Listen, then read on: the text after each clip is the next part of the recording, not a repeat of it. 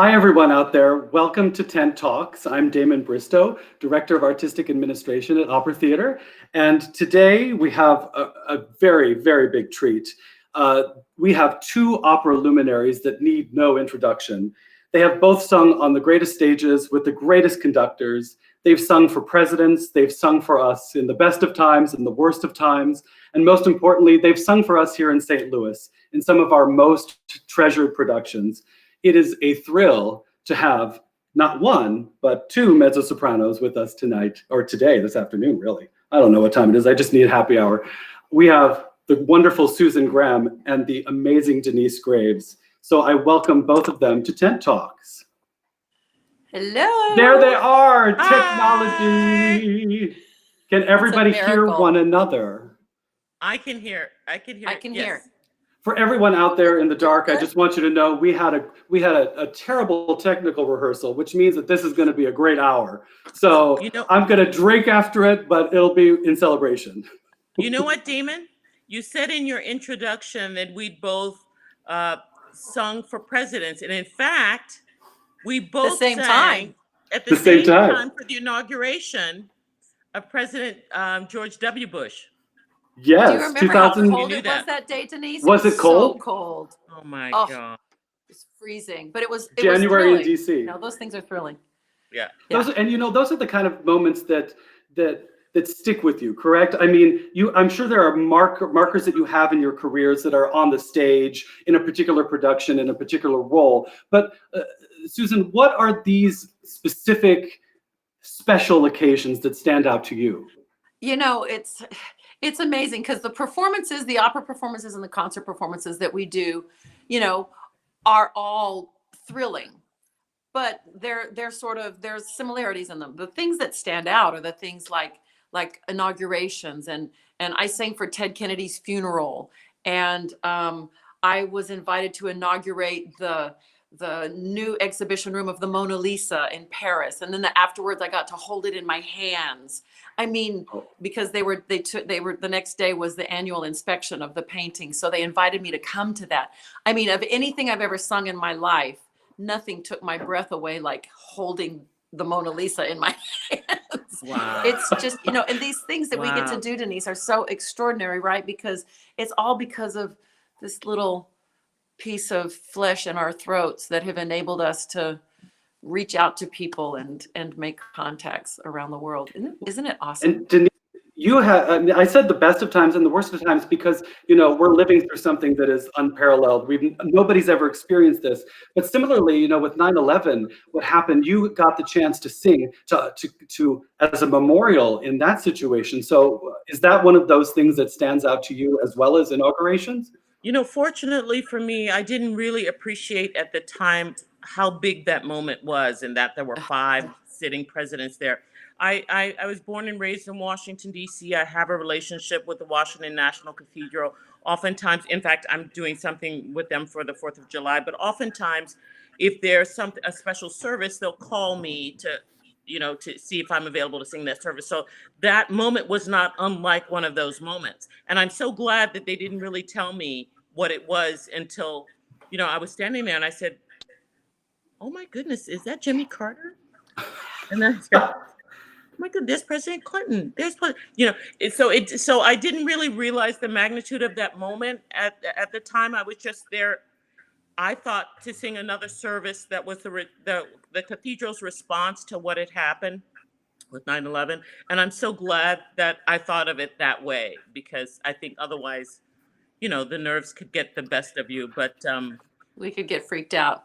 Yeah. I mean, you can't prepare for that. They don't prepare you for that in conservatory or in the young artist program. I'd rather not prepare for it. I'd rather just go ahead. You just sort of live in the moment, job. Right? And you just sort of deliver the message that you have to deliver, whatever the circumstances. Right. Exactly. And in doing my research for this and thinking about all the performances I've seen, you sing, both of you sing, it's those specific moments that kind of stand out, that create those markers of importance in our lives. And I think that, even though we are sitting apart from one another right now, it's that these are important things for all of us to do, to reach out, to communicate, to talk to one another. And I'm so thrilled that you're both here. And I know that everybody out there is really excited. So I'm sure we're going to have some good questions. If you're Damon, out there and want to ask a question, go for it. I'm sorry for you this is quite a challenge for your inaugural season, right? With this company to have to come in this way well, I'll say that we were planning something else, but here we are. We have but to I be think that you guys are doing and a great adapt, right? And I think that you and a lot of other opera companies around the country and around the world are doing really a good job to sort of stay in touch and keep people busy, and we have to look through a different lens now. We have to be very creative, and you guys are doing a great job at bringing all of us together in a way that is not what we would have expected, but exactly creative. And I think the one thing when I came to opera theater was that everybody kept throwing around the term, the opera theater family, and I was like, okay, I kind of get that, but once you're in it and you get it, you understand it, and that's who we're talking to, and not that we're talking to, but we're a part of all of that. And so I think that it's about how can we reach each other and how can we speak to one another to just bridge that gap in the time that we are not able to be on stage, and to sit in the audience and listen to these wonderful performances. So because I do want to get to a little conversation about both of your histories with opera theater and the sort of momentous and treasured productions that you both have been a part of. So Susan, you had the great fortune of being here at the very beginning of your career, and then right now when you're a superstar. So what was that first 30-year arc? It was 29 years between performances. There were 30 years from my debut, because I did Erica and Vanessa in 1988, right? And then the next year I came back and did Charlotte and Werther. And then 29 years went by, and 2 years ago, 2018, I came back to do Regina, which really, really is in the top 5 operatic thrills of my life. I can't tell you how much I enjoyed that whole experience. The cast that you guys put together, James Morris, Ron Rain, Susanna Phillips, and all these wonderful young singers, Monica Dewey and Michael Day, and everyone was just fantastic. And it really was a homecoming, even though it just goes to show you that you can be away for a long time, but when you go back to the family of OTSL, I was welcomed back with open arms, and it just felt like not a day had passed, except it was much harder for me to get up and down all those stairs in Regina than it would have been 30 years ago. There weren't nearly as many stairs in Vanessa, right? No, but I had to spend a lot of time on the floor in Vanessa. I remember kneeling down, and that's something I probably would not have enjoyed so much now. Oh, look at that. That's beautiful. What's beautiful? Dude, the picture. We're seeing a picture right now from the production. Susan, that production of Vanessa, do you count that as sort of the beginning of your major career? What did it do for you? Oh my gosh. I was 27 when I auditioned for it, I think in the spring. Or maybe, something like that. And every mezzo in the country, I think, was probably on every lyric mezzo, except for the ones who were singing Carmen at that time, Denise. But all these young mezzos were auditioning for the role of Erica in Opera Theater St. Louis's Vanessa. It was a landmark kind of opportunity in production. And I auditioned for it. I learned Must the Winter Come So Soon, I think. Or no, I had already sung that at the Met competition, I think. Anyway, I auditioned at the Wellington Hotel Studios. Do you remember those, Denise? At the Wellington Hotel on 57th Street or 6th Avenue or something, anyway, in New York, in a room that was carpeted with drapes, and a little old lady named Grace would make cookies for all of the singers who would audition. Do you remember that? I do indeed. Oh my And it was God. like singing in your grandmother's living room, the worst acoustic in New York City. It was like putting a pillow over your face and trying to sing. It was awful. Anyway, I went and I did the audition, and then I couldn't believe that I got the part. And so when I showed up for rehearsals, I was just barely out of school for a year, I think. And showing up and rehearsing with Richard Stilwell and Elaine Benazzi, and directed by Graham Vick. It was all I remember is that by the time opening night came, it didn't feel like we were singing. It just felt like we were living. When the production is so good and the direction is so theatrically organic and fantastic that it feels like you're just talking, and the music just sort of uh, amplifies the story, but you're not aware that you're actually singing an opera. It's just so organic and comes out of you. And I remember people saying to me after opening night that it will rarely be that good of an experience for the rest of my life.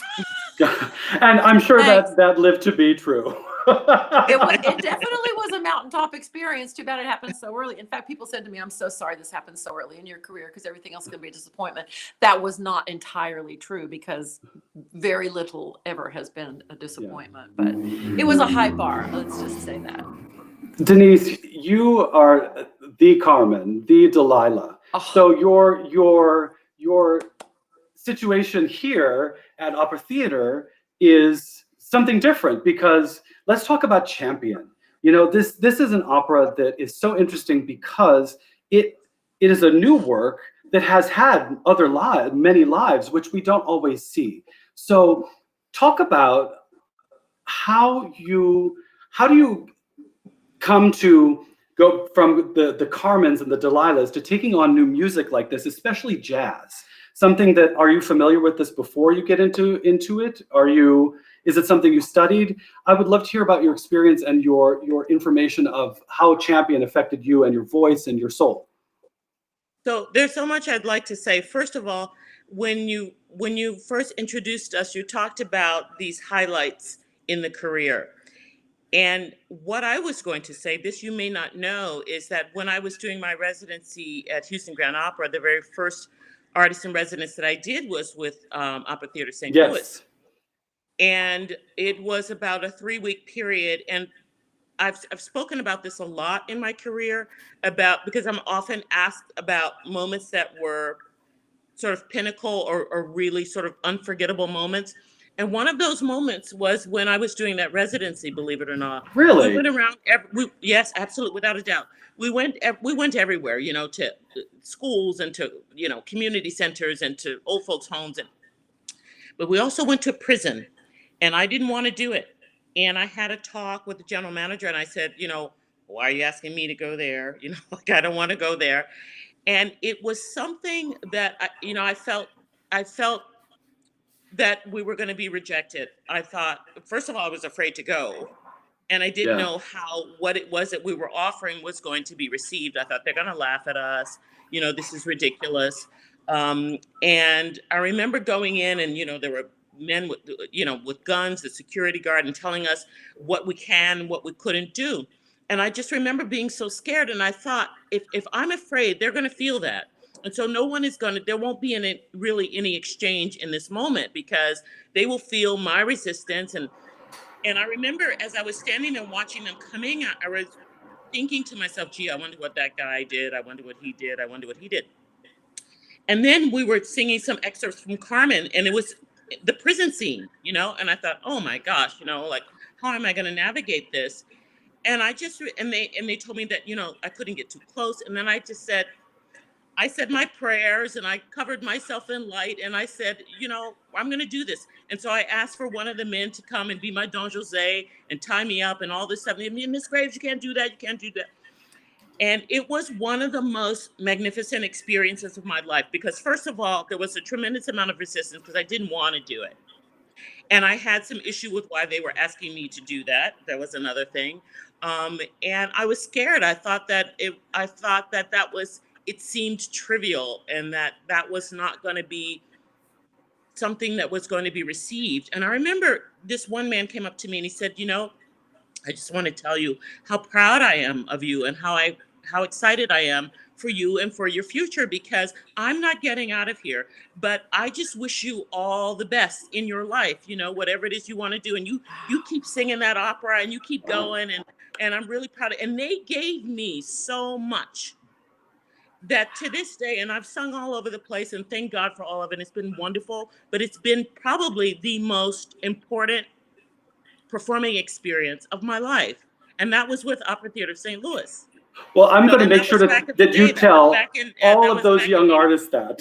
You Yeah. must tell that story to all the young artists, because, I think that a lot of times they look at the outreach or those kind of things as, oh, it's Exactly. time to, Of course. But actually, it allows you to practice your craft, and you never know if you have that experience. You So, can't ever tell the impact. The ears that I trust Yeah. the most are the untrained ears, the ones that don't have anything to do with music. Those are the ones that I listen to. And it was just such an incredibly fulfilling experience, that one that filled me in a way like no other, because, and what I could see is that some of the faces that came in that were like stone and so hard, I begin to see them lighten, and you begin to see the light come in the face, and you begin to see them smile. And I thought, now today you've done something important. Now you've used your art in a way that is really, really meaningful. It's great when people come to the theater. That's wonderful. But this was a very, very particular kind of audience with whom the art form itself and music itself had such a powerful impact on, and myself included. Because you don't always get that. When you're on the stage and you can't see the audience, you have no idea sometimes who you're affecting and how. And so to actually That is have that so feedback, true. It could have been a turning point for some of those men who had never even experienced anything like that. And I think it was. And they couldn't imagine that the sound of a human voice could touch them so deeply. And I'm sure that's what was happening when you saw them all, soften and light up. That's thrilling. That was really something beautiful. But to answer really, really quickly the question about, when Terrence was writing Champion, he came to Washington, D.C. We went to go have lunch, and he was telling me about the story. And so I said, that's great. And so I said, well, which part do you want me to play? And he said, the mother. And I said, the mother? I don't want to play the mother. Did you have a few choice words for him? Or something. So you started by saying, I hear you, girlfriend. I totally hear you. Right, known for some of these, incredible sirens, and then I fast-tracked it to the moms and the grandmas, like shortly after that. I said, "What the hell? I don't want to be his mom." He said, "Denyce, she's gonna be sexy. It's gonna be great. You're gonna love it. You're gonna love it." I was like, "Oh man!" I went straight from Carmen to like the moms, like overnight. It went like from Delilah to the grandma to the old lady in Candide. It's like, damn, Have you done The Witch and Hansel and Gretel? Man. Have you done The Witch? I've done The Witch, but I've also done Hansel, and I Me enjoy too. Hansel much better. Me. It's interesting. You both you don't have a lot of crossover repertoire, but what you do have in common is a lot of French repertoire. And the thing I love about both of your singing in French is that the language is so beautiful. And I've heard you both talk to young artists, about how that language is so important, and to do that work now. So, Susan, how is it that you fell into this repertoire, the French repertoire, and why did it sustain you through your career, through all the different styles of French repertoire? Well, it's funny. I've often said that growing up in West Texas, I had lofty dreams and fantasies about escaping to a place that had an Eiffel Tower in it, because it just seemed like the farthest Las Vegas. way. Las Vegas didn't have an Eiffel Tower back in those days. At that time. But I don't know. The first song, when I first started studying voice when I was 16 years old in Midland, Texas, the first song that my voice teacher gave me was Fauré's Après un rêve. Yeah. And somehow the feel of the language, I had no idea what I was doing or saying or talking about initially, but the feel of the language was just so kind of elegant and romantic and otherworldly. And it just took a hold of my imagination. And then, fast forward to I don't know, at Texas Tech, we didn't do an awful lot of French opera, but once I got to New York and I went to Manhattan School of Music, and my second year there, we did Massenet's Cherubin, which is a whole opera about Carabino. And I think is where it really took hold, because we had a wonderful French coach there named Paola Toscani, I think is her name. And she, for, you know, how it is in a conservatory, you've got all the time in the world to prepare an opera. So we had days and days and days of reading the libretto like it was a script en français. And that really got the sound and the feel of the shapes of the vowels. And she was relentless with, you know, exacting upon us the, you know, the pure vowels. When I teach now, I talk about vowels in primary colors, because so many people think that French is all just one mush vowel, and it so isn't. You know, it's such it is a language of clarity, even though some people don't understand that. But it just took hold of me, and Berlioz became like my best friend. I sang Nuit d'été. No, I sang Damnation de Faust very early on, and in Lyon with Kent Nagano. And what came after that was an invitation to just do a little Nuit d'été concert in Lyon as a thank you to the sponsors.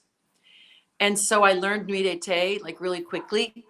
And then that's become my calling card, like symphonic piece. Because I sort of just fell in love with it. And then all the Berlioz that followed, culminating, of course, in Les Troyens, which is kind of, you know, a world unto itself. I will say that I've been asked my entire career why I never sang Carmen. The reason I never sang Carmen is the person next to me on the screen. Because all my life, she was the sound of Carmen. And if I didn't have that smoke in the voice, which I never did, I didn't want to attempt to try to sound like, you know, Wonder Bread Velveeta girl singing Carmen. It didn't work for my ear. From Midland, Texas. I have a very different opinion about that. You know, there are a lot of people. Maria Callas recorded it. Price recorded it. Jessie Horner recorded it. It's just Jenny a Larmore personal recorded thing it. for me. It's Right. just personal. At the beginning of my career, I went to go have a chat with Marilyn Horne and sit in her living room to have her sort of school me and, you know, share in part her wisdom about the business. And she said to me, because she certainly recorded Carmen, and actually, after my very first Carmen, I went to go do a Carmen Einspringen because Marilyn Horne actually got ill, and then they hired Kathleen Kuhlman, who got sick, and then they hired me, and then I broke my leg on stage in the show. What? But anyway, the point that I wanted to make about that is that Marilyn Horne said to me, she said, I don't know who sort of came up with the idea that Carmen had to have this very dark instrument, or that she had to be sexy, or I don't know where that came from. And I thought that was very important, because there were many Carmens that I admired over the years, like Agnes Balza, who in my opinion was an incredibly unpredictable a portrayal of, and I liked that about her. And I think I agree with Marilyn Horne. To me, she has to have something. She has to have something that's attractive, but it doesn't necessarily mean she has to be this sort of like bomba, or that she has to have a certain quality in the voice. I don't buy that at all. And in fact, although I'm grateful because I took that role everywhere, in a way, I mean, first of all, I think it's a little bit of a thankless role, number one, because in my opinion, it's a great personality. She doesn't have an aria, in my opinion. You know, the habaneras with the chorus, the seguidillas with him, the gypsy songs with the girls, the trios with the girl. There's never a moment alone of real self-reflection to get to know who this woman is. Yeah, you don't get to hear from her personally. No, not at all. That's right. Not at all. She's always putting on a show. Yeah, and you betcha. And she's like the part, she walks in and then, you know, something happens. But it's not, I think, you know, I had this experience happen to me once. I was singing with Placido in Covent Garden, and they had those big jumbotrons outside. They were broadcasting outside. Anyway, after it was over, we decided to go outside and say hello to the patrons that were there. Okay, so I came out and people said, oh, there's have Carmen come talk to me. And then Placido came out and they said, Placido, come. And I said, aha, aha. I think that Carmen will sell because it's this opera that's won this sort of worldwide approval anyway on its own. It doesn't really matter who's singing it. Everybody's got, like, we all know the melodies, we all know the tunes. It's one gigantic hit after the next. And you don't necessarily have to, Carmen was the very first thing that I sang. And I was always saying to my management, I can do other stuff. But that, I don't think it was, I tried to do the best that I could do with that part, but I think that it also can be a track. It can also be an incredible absolutely. track. Well, it's very easy to get not that typecast. great for the voice, I must say. Also, not that great for the voice, I have to say. It's difficult for a young voice because you just throw it around, and you have to do everything, and you work harder than anybody else. And then Michaela comes out and holds the high B forever, and you want to kill her, right? And Don Jose has La Fleur, and none of her music is cantabile, and you work harder than anybody else, and it is fatiguing. The reason Susie talked about her knees, the reason that my knees got screwed up, second act of Carmen jumping off the table in Lilas Pastias, That's How many right. tables have you jumped off of in your career? A lot, and been knocked off of a couple of them too, so. I don't know. Yeah. I just have to say, though, that the thing that sticks in my mind, in addition to your amazing singing of that part all the time, was the first time I saw you sitting up on that picnic table with a knee up like this, peeling that orange, and like the orange juice was like dripping down all over everything. I thought, okay, I'm sold. Yes, it was amazing. Meanwhile, all the time she was doing that, I was hiding under chairs and jumping out of windows as Carabino. That's why mine was a shot. But that stuff keeps your voice young. Mozart makes you better. You sing it and your voice gets better and better. It's just I would sing Mozart before Carmen. I would sing some of Cherubino before having to go on stage to sing Carmen. Sure. Because it would help try to keep it in line, because Carmen is like this. It's like fat and big, and you got to keep it narrow all the time in some Denise, ways. you mentioned Marilyn Horne. And so we do have a question from Noemi Nydorf, who asks. Noemi! So she's out there, she's listening. Hi. Who, if any, of the great mezzos of years past have had an impact on your career, either vocally or dramatically or both? And that is not a leading question to Marilyn Horne. It's just a great segue. Is that for both of us, or? Yeah, both of you. Susan, who do you admire from years past? I sort of hooked my wagon to Krista Ludwig early on when I was in Marilla. At the end of my Marilla season that summer, they had acquired some grant money, and they said to all of us, draw up what's your Christmas list of what you would want to spend some grant money on. And I said, I'd like to learn Octavian with Krista Ludwig. And and they let me. And I didn't even have to fly to Vienna to do it, because she was singing in New York that fall. It was awesome. I went to her apartment for like 3 days in a row, 2-hour sessions. She sat on a black leather couch wearing black pants, singing the Sophie parts when I was singing the second act, and singing the Marschallin parts when we were doing the first act. I still have her markings in my score. And I love it. There's one particular phrase in the first, when Octavian and the Marschallin are in bed, and in the first act, and there's some just little sustained 2-measure note, and she wrote over my score, mit sex. And of course, Flicka has been my spirit animal. I think she is for all of us all these years. And anytime, I started out understudying her, and at the Met and other places too. And I remember I was understudying her as Carabino at the Met one time. And, we don't get an enormous amount of rehearsal as understudies, at least not back then.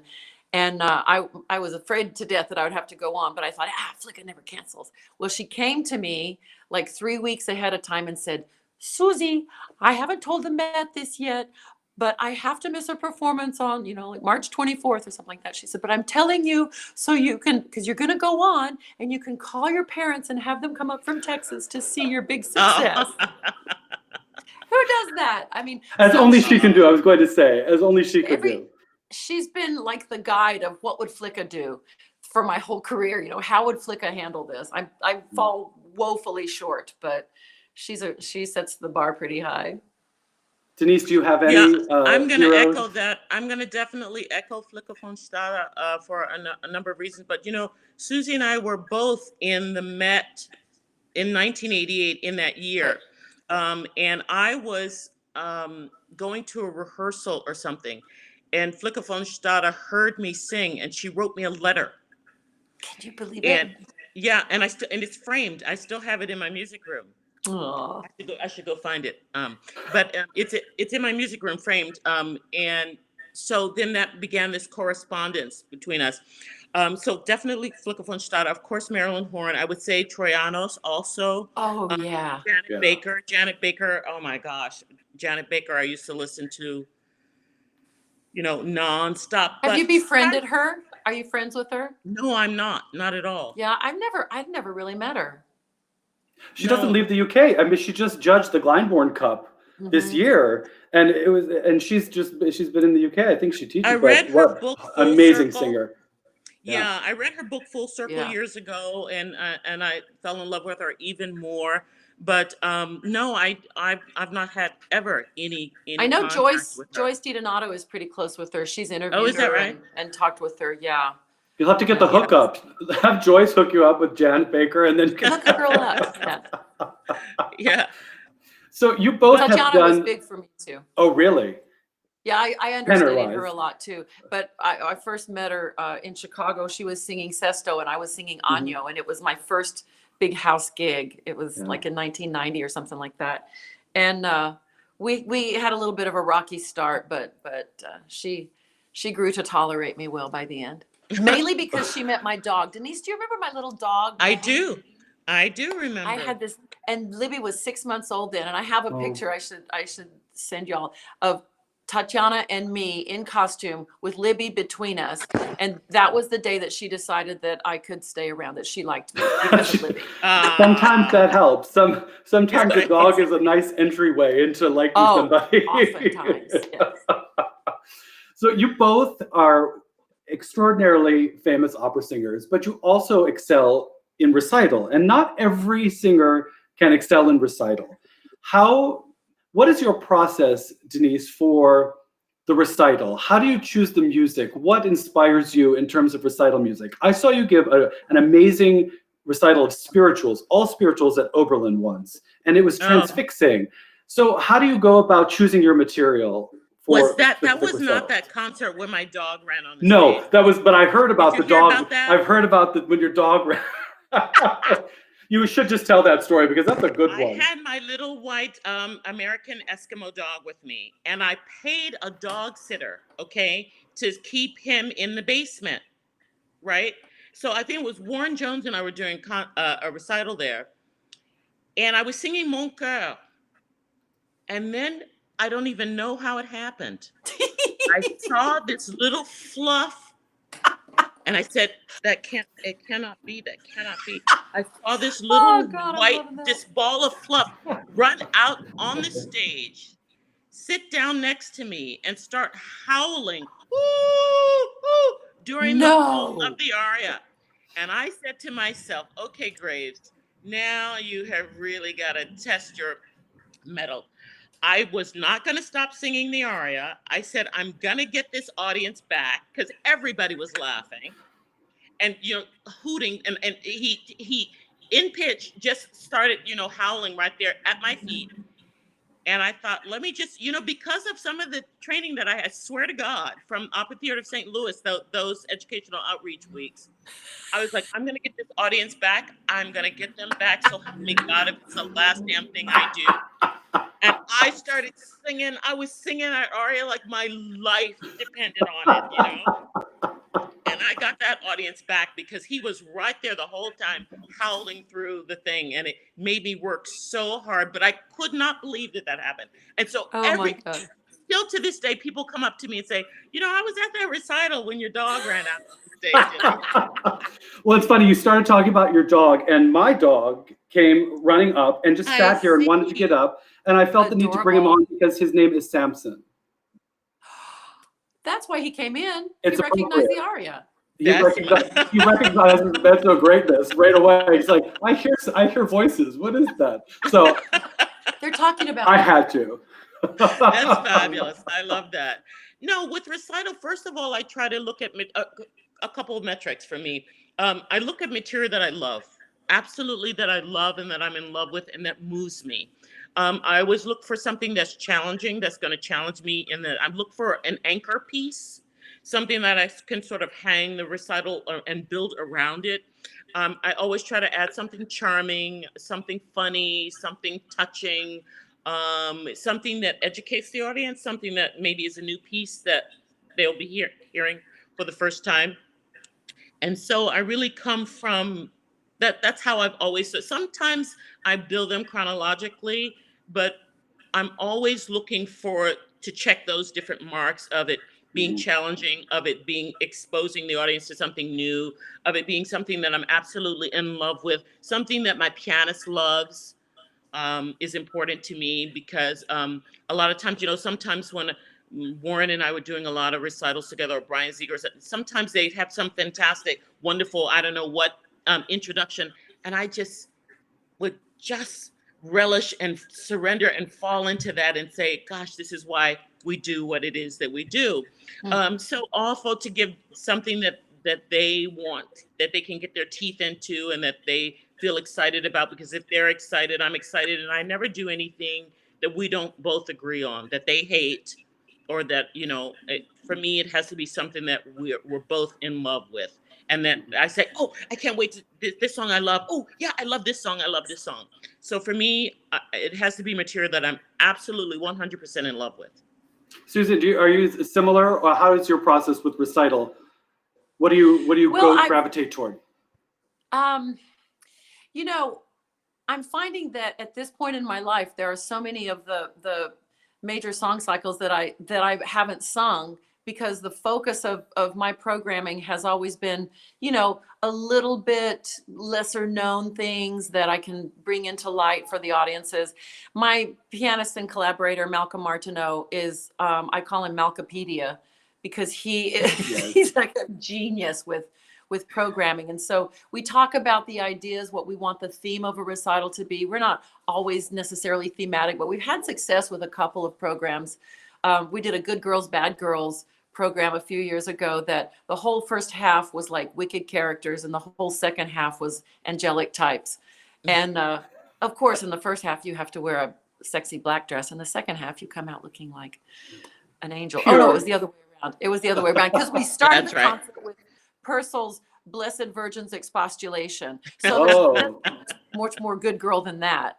And then, we ended up with like Lady Macbeth, the song, the descriptive sort of scene, not the opera Lady Macbeth. But anyway, we work through sort of themes like that. We did 100 years of French song, which sounds like dry and academic, but it really wasn't, because we did, first half was before 1900 and the second half was after 1900. And so it was, there are all kinds of interesting gems from well-known French composers, but songs that weren't so well known. So that was fun. Basically, we talk through the shape that we want a recital to have, and then Malcolm sends me 3,000 songs, and I have to winnow it down to 23. Like the best. Just a handful, really, Yeah. Well, you both are now working with younger artists and giving back, as well as maintaining active performing schedules. I'm sure that becomes very daunting to balance everything you want to do. As you're working with the young artists that you're coming into contact with, do you have any advice for them when you're working with them? Do you have any advice in general? And to follow up on that question, what do you wish you would have known that you can share from? And so I want to say that this question is from Andrew Jorgensen, our general director. So he says hello, and he would like to know the answers to these questions. Denyce, do you want to jump in? Oh, there's a lot there.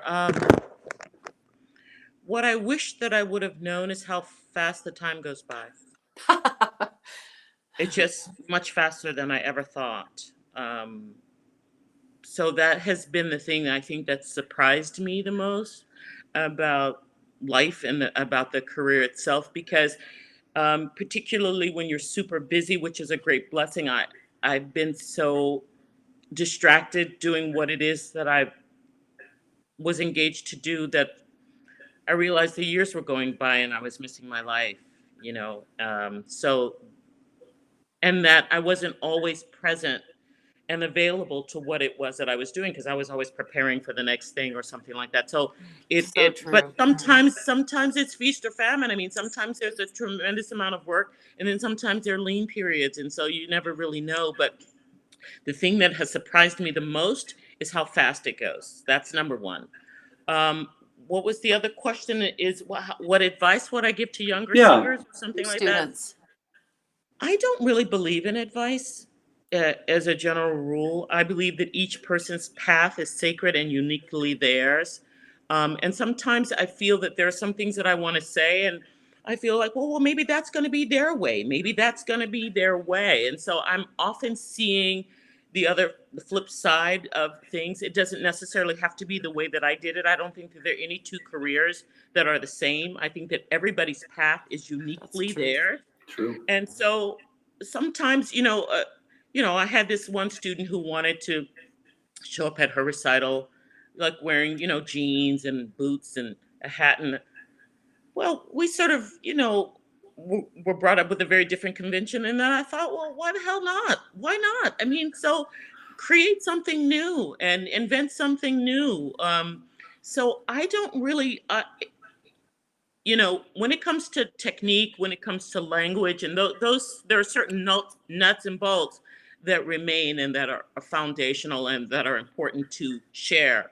But in terms of advice, I just try to encourage people, particularly because I work with a lot of women, not so much men. And I think that women are taught to be good and to be nice. And I think that that doesn't really help you in the career. In fact, I know it's hurt me a lot, because I think that people will walk all over you. It doesn't mean that you have to be a bitch or you have to be, really hard. But I encourage my students to listen to their own inner voice and to find a way to promote their own agenda, whatever it is. There's certain politics I think that one has to play, but I try to encourage them to listen to their own inner voice and to trust that. Yeah. So I don't really offer advice. Because what each of us is looking for, that when we're sitting on the other side of the table listening to people audition or perform, is we're looking for somebody that's individual. We want to hear something we've never heard before. And I think that's Mhm. so giving advice to not give advice is probably a good way to think about it as well, because it's it's very special to hear someone when they have something very individual to say, something that you've Right. But never heard that's the before. hardest thing. That's the hardest thing to help them find, Yeah. because I teach I'm on faculty at Texas Tech University, so I have a very small studio that I just sort of, I'm an adjunct professor, so I'm with them 2 weeks out of each semester. Mhm. But I have undergraduates and I have graduate students, and I'm also with the LA Opera Young Artist Program, so I've got young professionals. And sort of throughout all of those age ranges, the thing that is most interesting to me is trying to give them the courage to find their own voice. Because when people are in academia, it's all about right or wrong, Right. Yes. and right or wrong does not exist in art. As Denyce said, we have certainly our conventions and we have our traditions and we have certain parameters that we adhere to.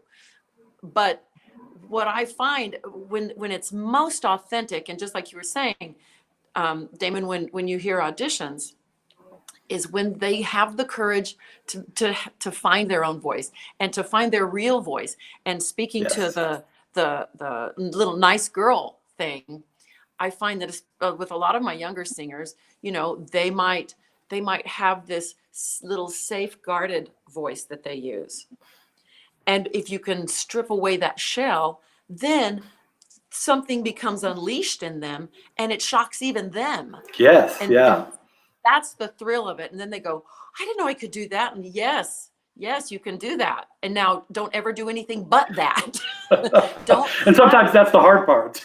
That's the hard part. But I'm like you, when I'm hearing auditions and I hear somebody who comes out and just you can see the confidence that they are living in their truth in what they have found. That's what's thrilling. The only, I mean, advice, I don't know, instruction that is my mantra with myself and with my students is say what you mean and mean what you say.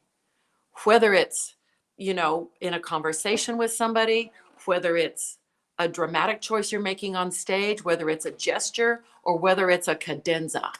You have to find meaning and truth in everything that you express. Because I always tell them, you can have the most beautiful voice in the world, and if there's Right. nothing behind it, we're bored in Right. 30 seconds. Mhm. I don't Right. care. Sometimes less than But 30 seconds. Right. sometimes less. You know I what? give them that. You know, Susie, I was reminded of something the other day. I have thought of a performance of yours throughout my life. I have thought of it often. Oh And my it gosh. was, yeah, I have thought of it often. It was one night at Susie Strauss's house, Sissy Strauss's house. Yeah. Remember this? When you sat in a chair and you spontaneously sang, it was The Man I Love or something like that, Someone to Watch Over Me, some Gershwin piece. And Oh, we'd all been really? drinking. We'd been, I don't, it No. must have been, I don't it drink. must What are have you been, talking That about? 1 o'clock wasn't in me, the Denise. That morning, wasn't something like me. that. We were all laughing and talking, and it was loud in there. And Sissy used to give these parties all the time in her house. And I don't know Goulash what time parties. it was. It was after midnight. We'd been eating and drinking, and then somebody, oh, who was the Larry. It was Larry Larry? who played the piano. Larry would play the piano, and you sat in a chair and you sang this Gershwin thing that was one of the most heartbreakingly beautiful Oh things my that I've gosh. ever heard. And I have thought of that performance so much throughout my life. So Oh, thank honey, you. thank you. That's so sweet of I you. don't know if Thank you you. remember that moment, but it was fantastic. And it was after we had, we'd been partying all night All and night. eating and drinking, and then all of a sudden comes just the face of God, one of the most exquisitely beautiful sounds. After all, like if that were me, I'd be like, wait, I gotta go warm up. Like, wait a minute, I need a minute. I just had some, a cheese ball. I can't do it. I just been drinking too much wine. You know, I it am was so touched. perfect. Thank you so It's much. That's the it's the sweetest truth. thing. It Thank you. Well, it gets back to, and you've always been this way too. It just gets back to whether you're sitting in a chair at a party or whether you're singing on stage at Carnegie Hall. If you mean what you say, it will have an effect. It will, and it doesn't matter because you're not doing it for effect. You're doing it because it's real. You're just living in Yeah. that moment because there's no other way to do it. If you're not gonna do that, don't bother getting out of bed. Yeah. right. We were talking about young artists, and I actually have a question from one of our 2020 Jardine Young artists, Jordan Lloyd, a tenor who unfortunately is not in St. Louis at the moment, but he's an excellent tenor. He actually sang Berlioz for us. He sang Meyerbeer. He sang Les Giganoux for us. So it's that kind of voice. So Jordan, thank you for your question. His question is, what do you think are the potential positive benefits for our industry moving beyond this pandemic? Denise, do you have any thoughts about that? Yeah, I mean, I think it's forced us all to really plug into our imaginations and our creative juices. I've seen some fantastic ideas. I mean, we've all seen sort of, these mosaic, videos that have been plastered everywhere. But more importantly, I've sat in on some incredible, I don't know, were you part of the Opera Americas? Um, were you in the audience the other No. day? Oh, No, I saw it. but I heard about it. I heard it was incredible. It It was, was amazing. uh, were you there, Susie? I saw it. I wasn't involved with it. Spectacular. It And I've was been involved with Americans for the Arts too, and just seeing what I don't know that we're going to return to the way that things were. I think we're going to move forward very, very differently. And I think that what it's what this moment is creating in all of us is to sort of dig down deeper. And I think it's really accessing our creativity, because we're sort of recreators in a way, with what it Yeah. is that we do. We create, but we also recreate.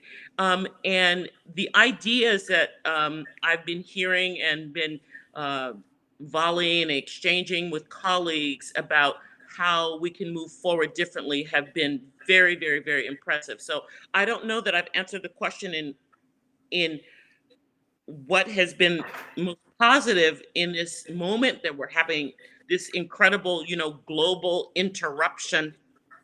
On a spiritual level, I think that it's, the fact that it's causing us all to be still and to reflect Mhm. and to go inward is a really great, great thing. And I think that's also really good for art too. But I think that what's being created and what's being born out of this moment has been tremendous from what I've been seeing so far. And I'm excited for where we're going to go. And I do believe that we're going to get past this, but I do believe it's going to be incredibly different. Susie, what do you think? I value the opportunity for a reset, Yeah. because we've heard so many opinions about how, everyone says, oh, I can't wait till we get back to normal. Well, do we want to get back to normal? Do we want to go back to, our planet killing greed and all of that kind? I mean, the way that the planet has benefited from this is amazing and very eye-opening. I think that it's going to cause a lot of us to understand and reflect for maybe the first time in our lives the value of that stillness you were talking about, Denyce, of being present. I don't know about y'all, but I have a couple of Zoom happy hours every week with friends that I've known for 25 years. But and we whenever I'm in New York, we would socialize. But they're not people that we all talk on the phone all the time. Rarely, in fact. Yeah. But since this has happened and everybody's sheltering at home, we live for these Zoom meetings and this way to have contact with each other. And now the sort of 4 couples who do this every week, we all want to go on vacations now together, because we've found through this a bond tighter than we've ever had in normal life, because the needs have changed, the social Yes. needs have changed. And I think that that's going to spill over also into the artistic world. What I'm seeing, especially in my young artists, in order to keep our young artists busy, the LA Opera has this wonderful hashtag LA Opera at Home program. And so we're providing content from our young artists. They're doing living room concerts, and it is not easy because technology is sometimes very uncooperative, as we found As we found out, but now it's brilliant. Now we're doing fine. But they're recording themselves in their living rooms with piano tracks. Yes, it's frustrating. That is frustrating. But the kind of technology that's going to come through all this trial and error is, I think, going to be interesting going forward, because we don't know what's going to happen in the fall.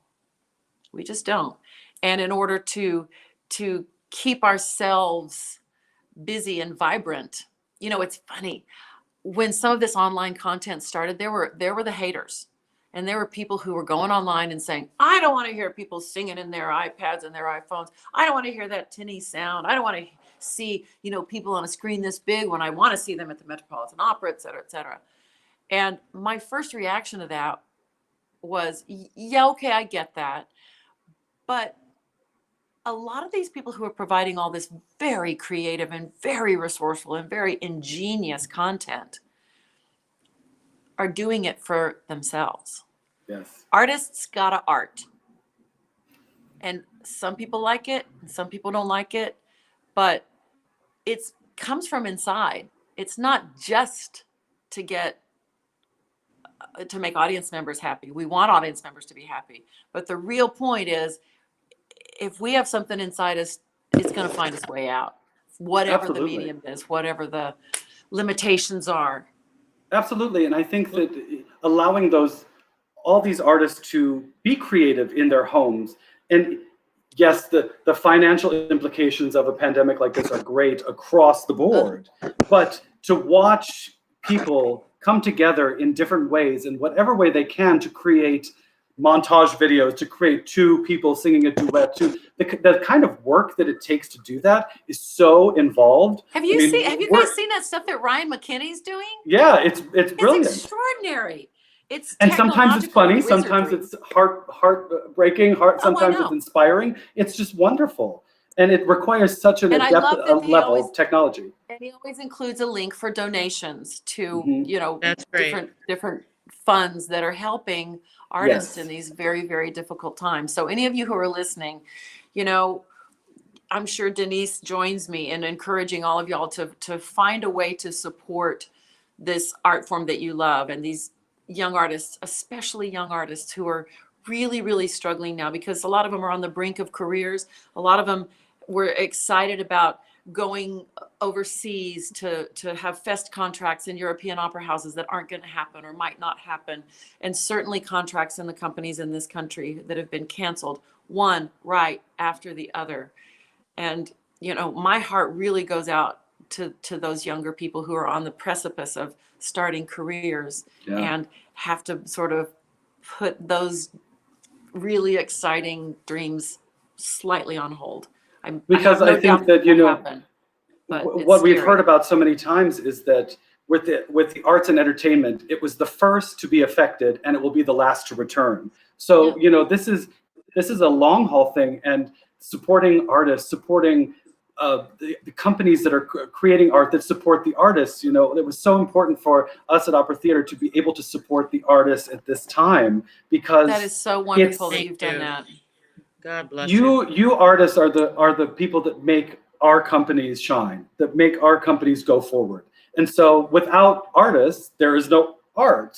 And so thank you to everybody out there that has been supporting. And I hope that you will take both Denise and Susan's word to heart and continue to do what you've already been doing, and realize that it does not go unnoticed, that it does make a difference.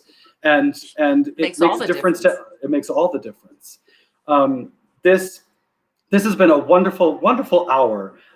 Before we kind of wrap up, I'm just wanting to hear a few words about your time here in St. Louis, most recently, with our family, the tent. What do you miss the most about St. Louis? What do you look forward to seeing again in a future season?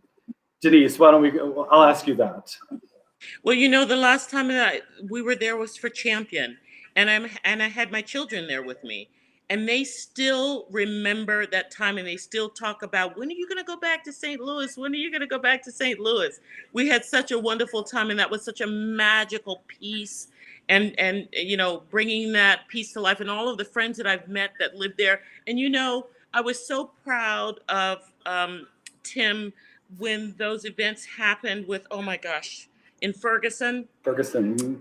Yeah, he called me right away and he said, Denise, I want to respond to that. And can we go to the school? I don't remember the name. Can we go there and can we do outreach? And can we work with some of the kids? And can we work with the choir?